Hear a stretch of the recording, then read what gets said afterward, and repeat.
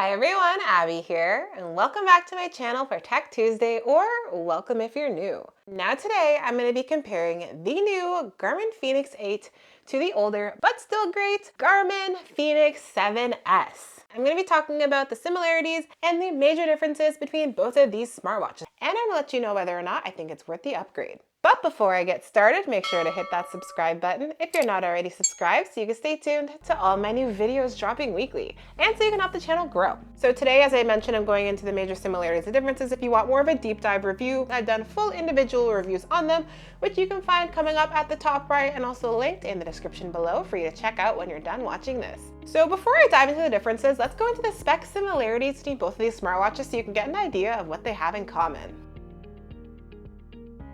So I've gone and listed a bunch of spec similarities on screen for you guys, such as having heart rate tracking, sleep tracking, activity tracking. They also both show you your smartphone notifications, having built-in topographical maps, golf courses, and much more, which I've listed on screen for you. So when it comes to the differences, the first difference between both of these would be the displays.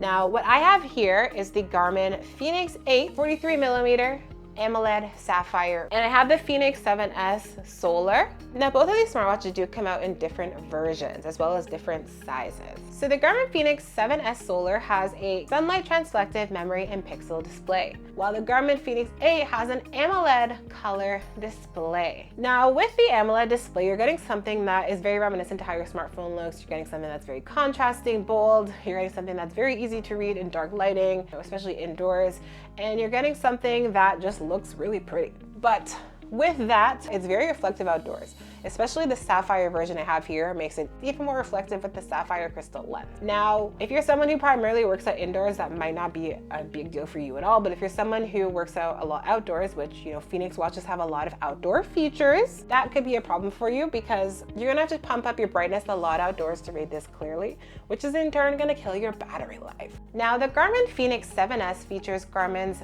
sunlight transflective memory and pixel display. This is kind of Garmin's OG display that's been around for a long time. It's an always on display for one, so you never have to worry about tapping the display or anything. It doesn't look super fancy, but it gets the job done. Full color display. It is very readable outdoors, virtually zero glare. It's pretty readable indoors too. It does have a built-in backlight to read in darker lighting conditions. It is definitely not as contrasting as an AMOLED display and doesn't look as pretty. So whether or not you like one or the other, definitely a personal preference type of thing. For me, I actually do prefer having the memory and pixel display because I do like to do a lot of outdoor activities. So I like having no glare when I'm outdoors. And I also love that the display is always on. I don't have to like tap it or, touch the display. It's always on with excellent battery life. And if you guys are finding this video helpful so far, please go ahead and smash that like button for me. I'd really appreciate it. All right, guys, so when it comes to the price between both these smartwatches, that is another difference.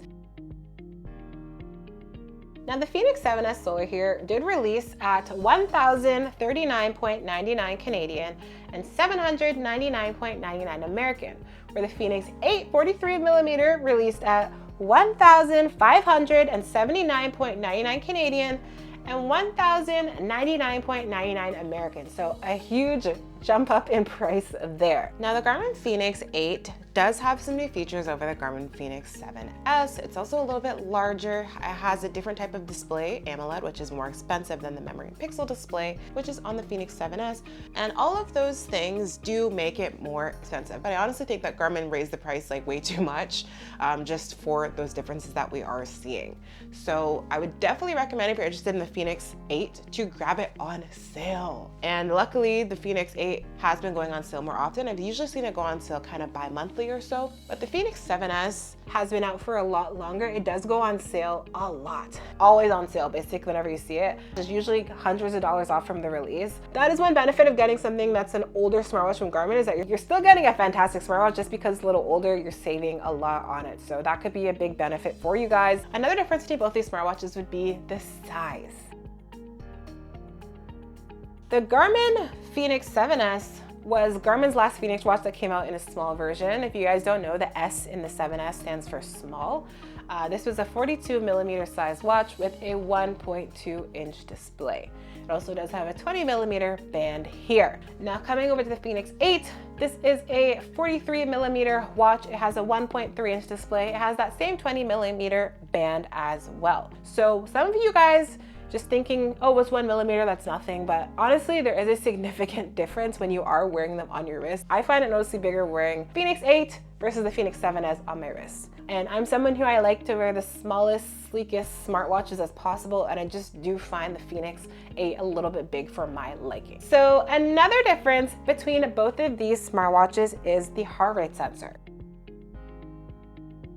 The Fenix 7S Pro has Garmin's Elevate 4 heart rate sensor, and the Fenix 8 has Garmin's Elevate 5 heart rate sensor. Now, Garmin's Elevate 5 heart rate sensor is the current, newest heart rate sensor that Garmin has, the best one they have out right now as of 2025. And that heart rate sensor being the newest is the most accurate. It also has some more capabilities. You get your ECG or EKG readings. If you're just wearing either of them, like if I work out in both of them, have them both on at the same time, tracking the exercise, when I actually look at the data, it's so similar, like 5% or less a difference. Usually the trends of the heart rate graphs look the same. I really think that the Fenix 7, the Elevate 4 heart rate sensor is still pretty good in 2025. Now, when it comes to activity tracking, I think both of them do a really great job. And that's probably the highlight of the smartwatches, like their strongest point. I find the activity tracking super similar between both of them. You have your basics like your running, walking, yoga, Pilates, swimming, weightlifting, all that stuff is the same between them. There's only a few different activities. So another difference between both these smartwatches would be the smart features. With the Fenix 8, they did add in some new smart features, such as having voice commands or voice assistants available, like sending text messages, checking the weather, setting alarms, timers, and more. Another thing, speaker on the Fenix 8 can play music on it, which is great. So you can play music directly off of your smartwatch with the speaker there. Where the Fenix 7S, you can play music only when you have a Bluetooth headphone or speaker connected to it. The speaker cannot play music directly off of it. Another thing with the Fenix 8, that's a new smart feature, is you can take phone calls directly on that watch. On the Fenix 7S, you can't do that. When calls come in, you can accept or deny them, but it's gonna actually pick it up or deny the call on your phone. There is no built-in mic, so you can't take calls on the Fenix 7S. Another difference between both of these smartwatches would be the battery life. The Fenix 8 has a battery life up to 10 days, while the Fenix 7S has a battery life up to 11 days standard and up to 14 days with solar charging. Now with my usage, things like GPS walks, runs, checking my text messages, and more, with the Fenix 8, I've gotten on average 7 to 7.5 days of battery life with the always on display off. With the Fenix 7S Solar, I've gotten on average 8 to 9 days of battery life without solar charging. And with solar charging, I get around 9 to 10 days of battery life. So there's definitely a difference with battery life here. You can get an extra couple days out of the Fenix 7S with that solar charging capability.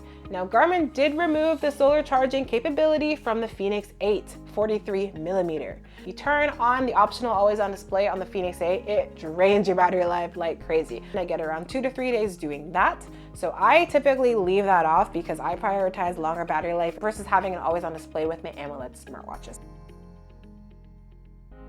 All right, guys, if you're asking me whether I think the Fenix 8 is worth the upgrade of the Fenix 7S, at this time, I would say no.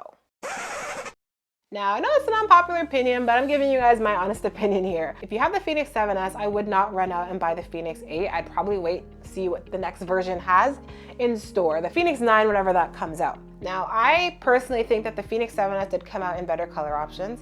I do like the smaller size form factor. I like the ability to have solar charging and longer battery life. I think that the Fenix 7S and the Fenix 8 have very similar experiences when it comes to activity tracking, tracking your daily metrics, just using the smartwatch in general. So to be honest, I think the Fenix 8 is a fantastic smartwatch. I mean, you can track all the activities with it. It's super durable. It does have a really pretty looking display, but do I think it's worth the upgrade of spending $1579.99 Canadian? Do I think it's worth that price? No, I think it's way overpriced for that. Even if you're talking $10.99 American, no, I definitely don't think it's worth that for the upgrade. That being said, the Fenix 8 I think is a great smartwatch, and if you're someone who you want all of those new smart features and you want the most accurate heart rate sensor, then I think it could definitely be worth it for you. But I would just recommend grabbing it on sale, getting the discount, something, because once again, I don't think it's worth it at the regular price. And all right, guys, if you're looking to pick up either the Fenix 7S or the Fenix 8 43mm, I've gone ahead and left some links down in the description for you to use. And if there's anything I missed today that you want to know, just go ahead and drop a comment below. I always love hearing from you guys. And that's all I have for today. Thanks for watching, and make sure to like, comment, and subscribe. Bye.